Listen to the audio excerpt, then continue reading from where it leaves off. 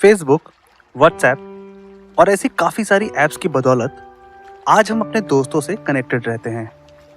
सिर्फ कुछ क्लिक से हम अपने दोस्तों का हालचाल मालूम कर लेते हैं।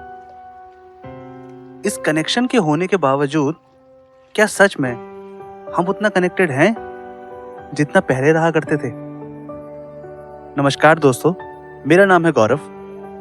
हमारी आज की स्टोरी एक ऐसे कनेक्शन के बारे में है जिसे ये सारी ऐप्स भी अंडरस्टैंड नहीं कर सकती।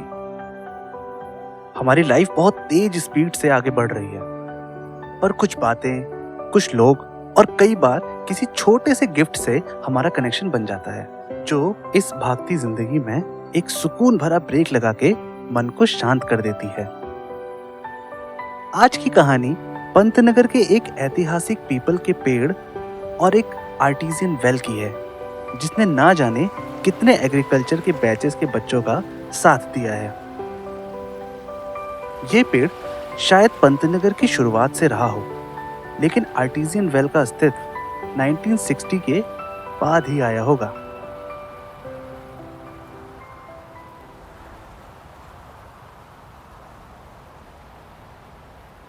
एक दिन एक पुराना विद्यार्थी, जिसे यूनिवर्सिटी से पास हुए 20 साल से भी अधिक हो चुके थे, उस पेड़ की छांव में आर्टिजियन वेल पर बैठा था।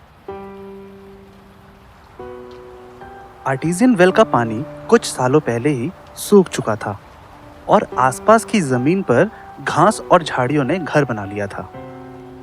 शायद उस विद्यार्थी का उस पेड़ और वेल के साथ एक कनेक्शन था जिसे सिर्फ वो ही समझता था। ऐसा लग रहा था मानो कोई 3 दोस्त कई सालों के बाद आज मिले हैं। चारों ओर शांति थी और इसी शांति में ये तीनों दोस्त कोई कन्वर्सेशन कर रहे थे। अपनी पुरानी यादों में खोया हुआ वो विद्यार्थी आर्टिजियन वेल और पीपल के पेड़ के साथ जुड़े अपने बीते हुए पलों को सोचकर मन ही मन मुस्कुरा रहा था। इतने में बहती हवा अपने संग बादल ले आई और उन तीनों दोस्तों को भिगो दिया। उन तीनों का रीयूनियन देख के कुछ दूर पे पीसीपी के खेत हरी छटा बिखेरते हुए मानो मुस्कुरा रहे थे।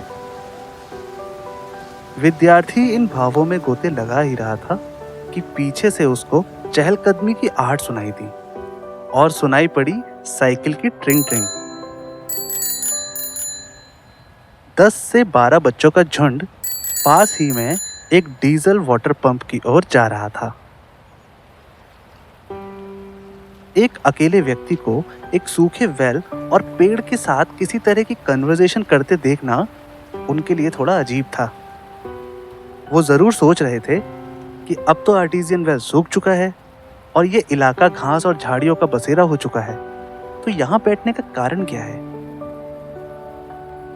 खैर, वो लोग आगे बढ़ चले। अभी शायद उन बच्चों को दोस्ती का अर्थ और मार्मिकता समझने में थोड़ा समय लगेगा। ये छोटा सा किस्सा सुनने में बहुत सिंपल है, पर आपने भी काफी लोगों को देखा होगा जो अपनी यादों को बहुत संभाल के रखते हैं। कई बार इस वजह से उनका मजाक भी बन जाता है।